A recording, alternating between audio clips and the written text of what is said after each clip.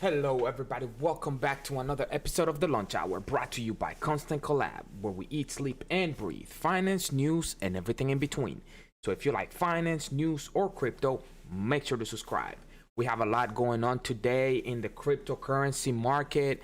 Right after the show, I am going to do a hangout where I'm going to give Axie Infinity my very first try. So make sure that right after the show you guys get with me and we can get into Axie Infinity together. But like always, let's dive in. So right now, like we do every single day, we are going to start by looking at the overall cryptocurrency market. Right now, the overall crypto market is sitting at right around $2.6 trillion. The overall volume is at 112 billion. So we've been above 100 billion for the past couple weeks, but the price action hasn't been there for the overall crypto market. Give me 1 second, let me make the screen just a little bigger. But right now the overall crypto market is up 6.37%. So like I said, we are right below $2.6 trillion. I mean, that's a good thing. Right now Bitcoin is sitting at 57,596. It is up, like I said, it's up 6.36%. It is flat for the 7-day period. It is, it's right at the door of turning positive, so that's a good thing. There was a lot going on over the weekend with this new variant, this new coronavirus variant, and the market wasn't sure how to react to it. But as you can see right now, we're pretty positive because apparently the virus is not as bad as people thought. It's not as severe, and it's actually the symptoms seem to be a little more mild than the original COVID-19. So the market is reacting positive to that news. But there's a lot of people that were scared and they thought that it was going to be just like March 2020 where everything plummeted, but by the looks of it, that's not the case. And in my opinion, I think that lockdowns and whatnot, that's actually good for cryptocurrencies, because the more money governments print to try to mitigate a financial crisis, the more it goes into cryptocurrencies, and those play to earn cryptocurrencies, they obviously gain a lot of traction. So they would continue to gain traction as people have to stay inside and whatnot. But me personally, I think that lockdowns and governments printing money, that's good for cryptocurrencies overall. But yeah, today literally pretty much everything is green, except for obviously stablecoins, but they don't change in price very much. But everything is up high single digits to double digits. So yeah, it's a good day for crypto, obviously. So that's a good thing. But let's dive into the news. Where am I? Where's my cursor? So as Omicron variant cases spread, countries rush to impose travel bans. So that's what I was saying. A lot of countries, they're afraid of what's going to happen, especially governments. They just don't know how to react. And the World Health Organization still, they're not sure how the virus is going to it's affecting people. It's a brand new strand, so they're still testing. They want to see how the body reacts to the virus and whatnot. But what we're covering, we still don't know a lot about the new Omicron variant, but scientists are racing to determine its severity, transmissibility, and whether it evades vaccines. That's a rumor that was going around. People weren't sure if the new variant was strong enough to fight the vaccines that governments have come out with.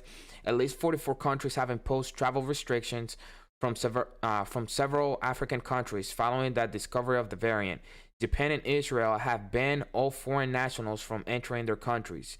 A growing number of countries have reported confirmed cases of the Omicron variant, including Canada.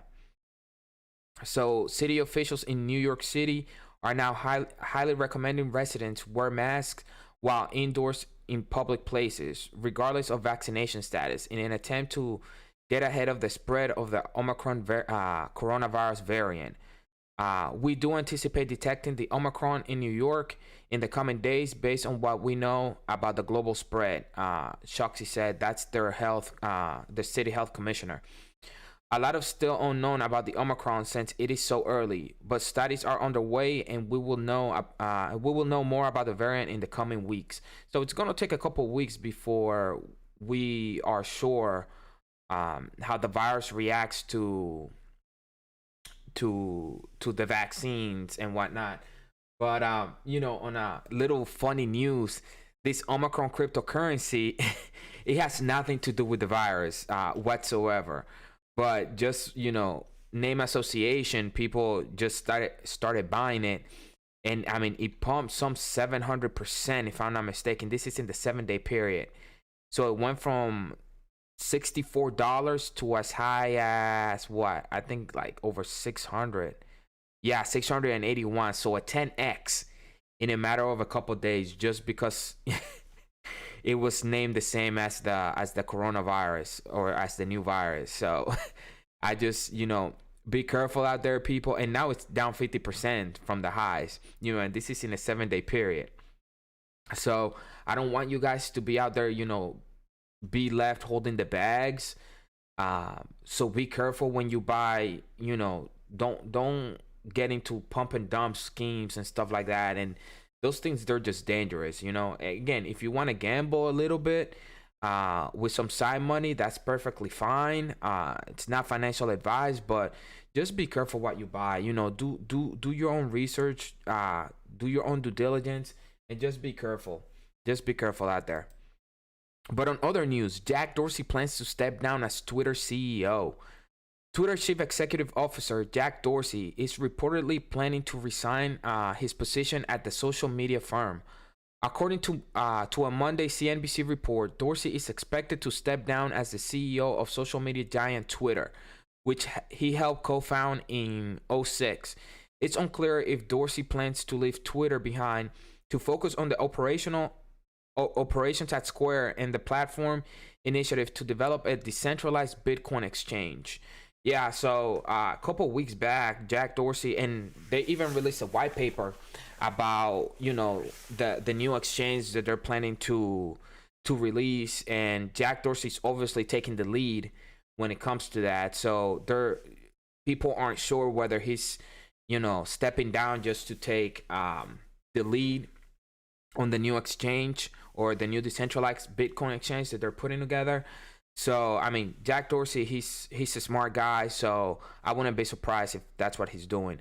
On November 19th, the decentralized exchange project called TBDEX released a white paper detailing its plans to create a message protocol designed to facilitate trust relationships without relying on a federation to control access. Though Dorsey has sometimes used his platform, 5.9 million followers, to make announcements for the exchange, there are no reports at the time of publication that he plans to get more involved in the project. So yeah, there's nobody knows really like why he's stepping down or what he's going to do after he steps down. But yeah, obviously that's news for today. So yeah, but moving on. Celsius suspends CFO due to external fraud and sexual assault investigation. So I don't use Celsius. I know a lot of people around the globe does. It's a very popular exchange. Celsius Networks has suspended its chief financial officer Jeroen Shalom due to external fraud and sexual assault allegations, according to a source close to the matter who shared an internal company letter to with Blockworks. I'm gonna butcher this name.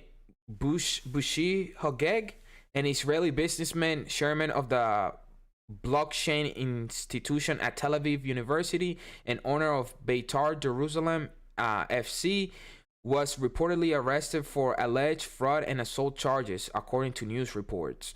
So Celsius, on their official Twitter, put out a report or a tweet explaining what was going on. We were recently made aware of police investigation in Israel involving an employee. While this is no way related to the employee's time or work at Celsius Network, the employee was immediately suspended. We have also verified that no assets were misled or mishandled. So, Celsius came out, put out a report. They're trying to get ahead of this. The people, that use Celsius, they might find this news interesting. Just, obviously, chief financial officer, he sits up there in the ranks of the company. So just, a little FYI out there when it comes to Celsius. But moving on. Former Wall Street banker launches 1.5 billion crypto venture.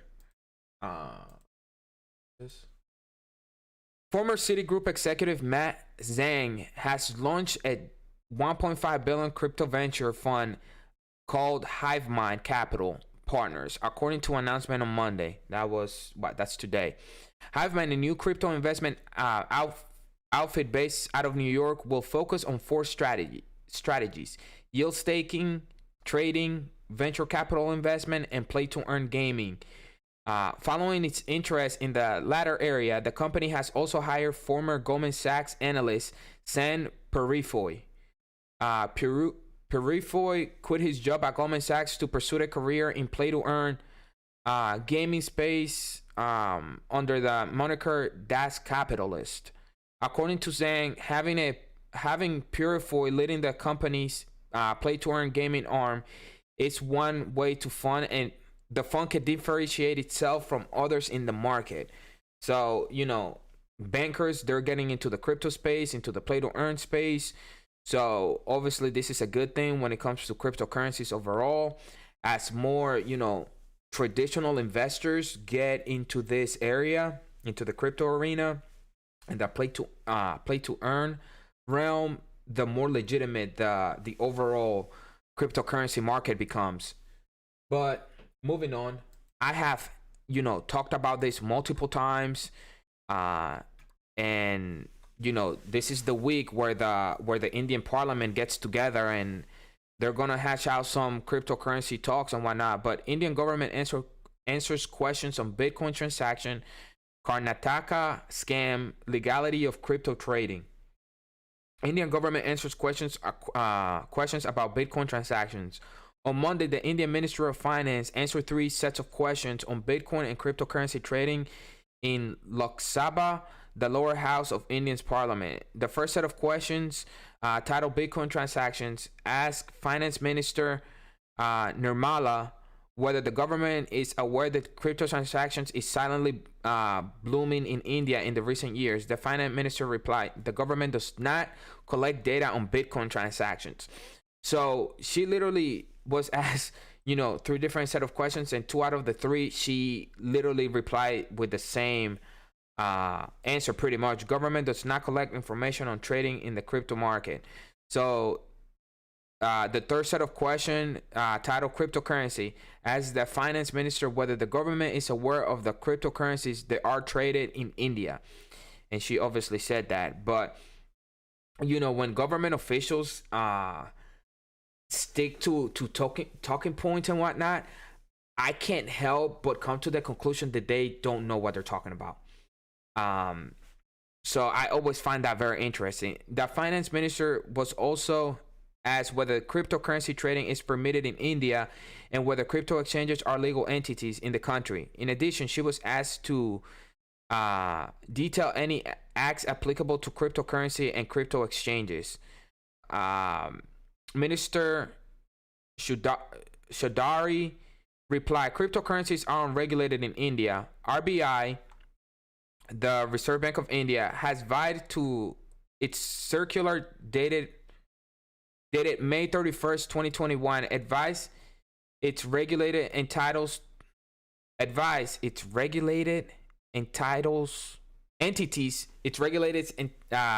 entities to continue to carry out customer due diligence processes in line with regulations governing standards for know your customer, anti-money laundering, combating of financing of terrorism, and obligations of regulated entities under Prevention of Money Laundering Act. So in 2018, the RBI, the Reserve Bank of India, tried to completely ban cryptocurrencies in the country, in the entire country. The Supreme Court of India, ruled that that was unconstitutional, that they don't have the authority to do so, especially since there's no regulations that have been passed by the government giving them that power to do so. So yeah, they're just the overall government or the Reserve Bank of India, they pretty much just tells the other banks, the lower banks, to just do their due diligence and do KYC and anti-money laundering regulations, and that's literally all they can do right now until there's regulatory clarity in India. But moving on, India government has no plans to recognize Bitcoins as a currency, and that was never on the table. The India government has no intentions of recognizing Bitcoins as a currency. India's Finance Minister Nirmala revealed in a Monday Parliament session. India has reiterated its aversions to crypto.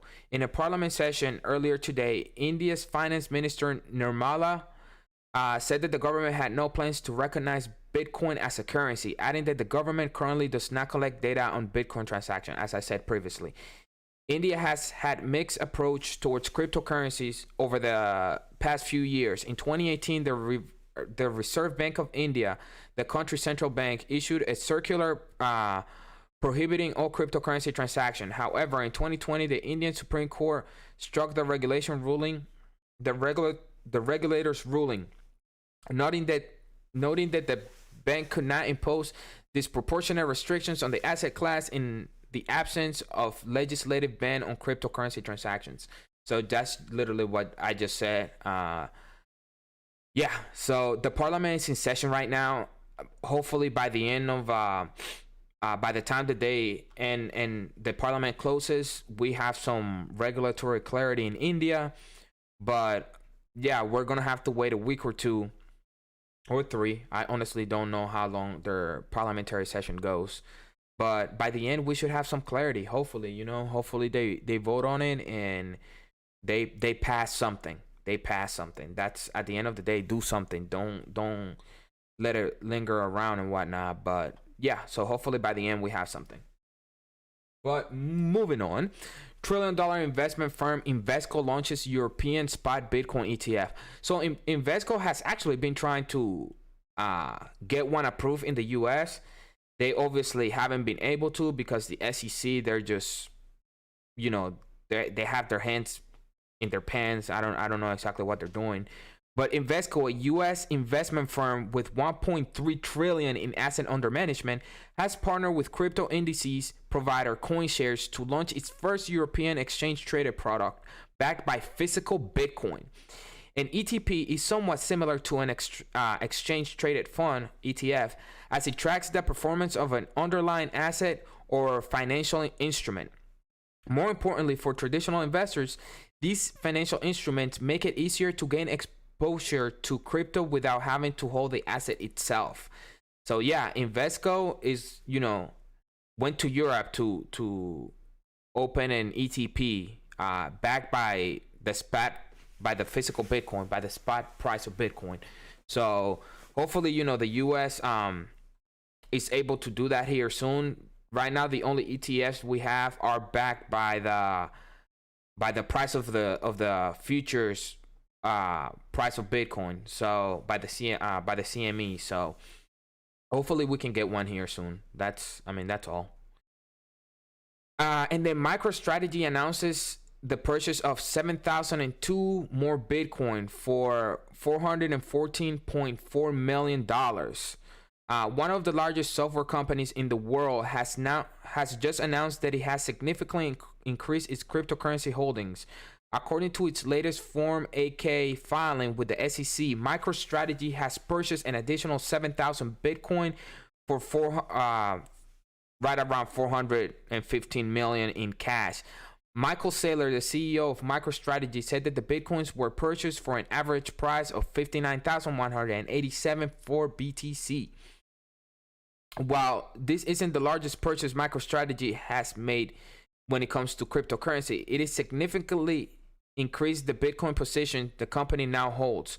to 121,044 BTC.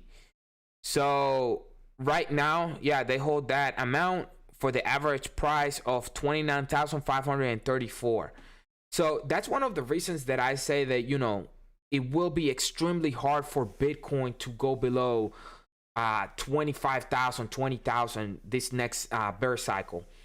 For those reasons, Tesla's holding it, MicroStrategy's holding it. I'm surprised Apple hasn't come out to say that they hold it, since the CEO has it in his personal account. Tim Cook owns crypto in his personal account. So, his fiduciary duty is to the investors. And if he sees crypto as something that he can hold in his personal portfolio, he can definitely hold it in his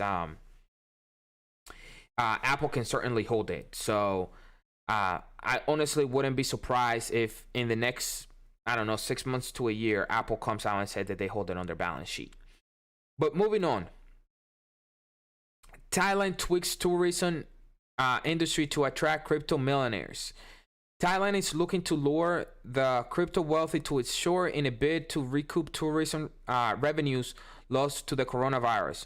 And I honestly see a lot more countries doing this. They are going to change their laws just to make it easier for crypto holders to go over there and spend their money.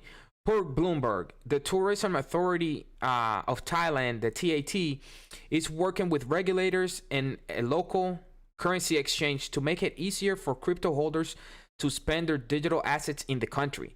Next year, according to the TAT governor, I'm not even going to say the name because I'm going to butcher it.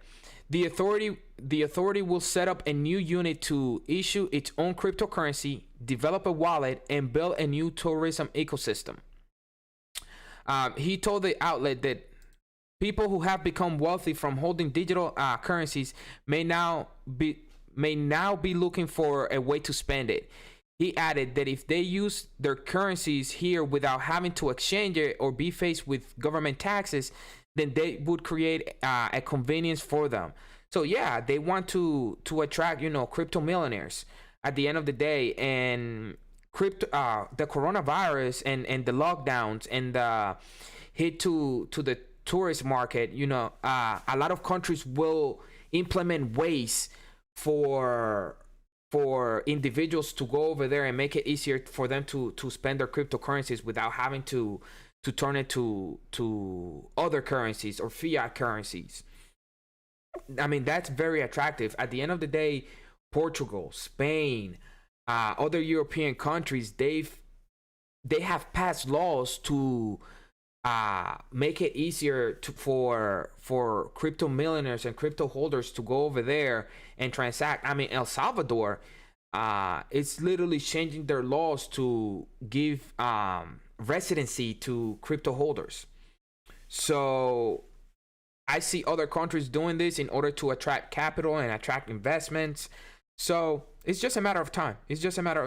In my opinion, crypto is the future, and the countries to jump on it first, at the end of the day, will come out ahead. In other news, AMC announces 86,000 SpiderMan NFTs for advanced booking. So the new Spider-Man movie is coming out, but this is AMC's first NFT campaign. The advanced booking for the movie starts on November 29th and promises an exclusive reward for certain individuals. Members of the AMC Stubs Premiere and A-List and AMC Investor Connect who purchase an advanced ticket for the premiere will receive a limited edition Spider-Man NFT as part of the joint promotion deal between AMC Entertainment and Sony Pictures. Customers who qualify for an NFT will be notified via email on December 22nd with instructions on how to redeem it. March 1st, 2022 is the last date of redeeming the tokens. As purely digital assets, the ownership of these NFTs will be recorded on the blockchain. Further information reveals that they will be redeemable on a dedicated carbon neutral site run by Wax.